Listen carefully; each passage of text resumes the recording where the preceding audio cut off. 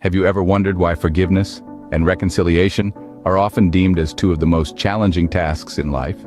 These concepts, while seemingly simple, hold immense significance in our lives. They're not just about mending human relationships, but they also echo the divine virtues reflected in the Bible.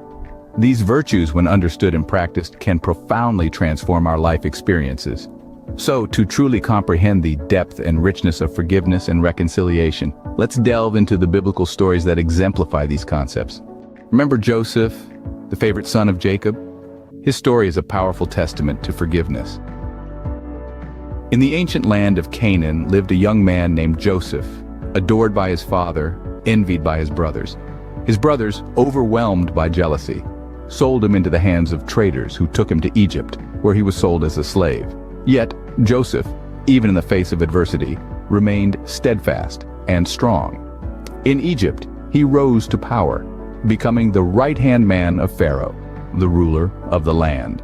Despite his painful past, Joseph used his position to save many lives during a time of great famine. His actions eventually led him to cross paths with his brothers, who, unaware of his identity, came to Egypt seeking help. Joseph recognized them immediately. Here he was, given the power to punish those who had wronged him. Instead, he chose forgiveness. He embraced his brothers, wept with them, and welcomed them with open arms. He didn't forget the past, but he didn't let it define their future either. Joseph's actions were not about erasing the past, but about healing from it.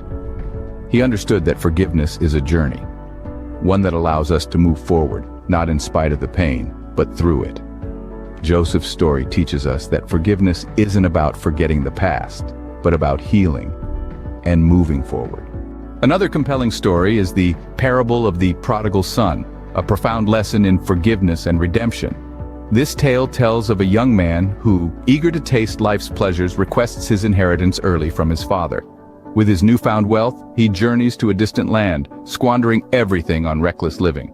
However, when a severe famine strikes the land, the young man finds himself destitute and hungry, forced to work as a swineherd. In his desperation, he comes to a realization. Even his father's servants are better off than he is. So he decides to return home, prepared to beg his father to take him back as a servant. His father, who had been waiting and watching for his son's return, sees him while he is still a long way off. Filled with compassion, he runs to his son, embracing him and welcoming him home. And rather than punishing him, he orders a grand feast to celebrate his return. The older brother, seeing this, becomes angry and resentful. But the father, in his wisdom, explains that they should rejoice because his brother, who was once lost, is now found. He shows his older son that forgiveness is not a sign of weakness, but an act of love, a celebration of recovery and return.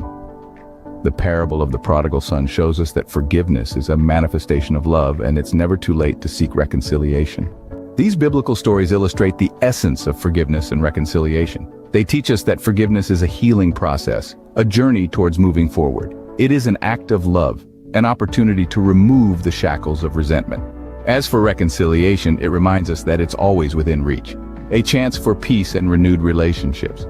In our everyday lives, we can apply these principles, turning pain into understanding, conflict into harmony. So remember, forgiveness is not just about the other person, but it's also about freeing ourselves from the burden of resentment. And reconciliation brings peace, not just with others, but also within ourselves.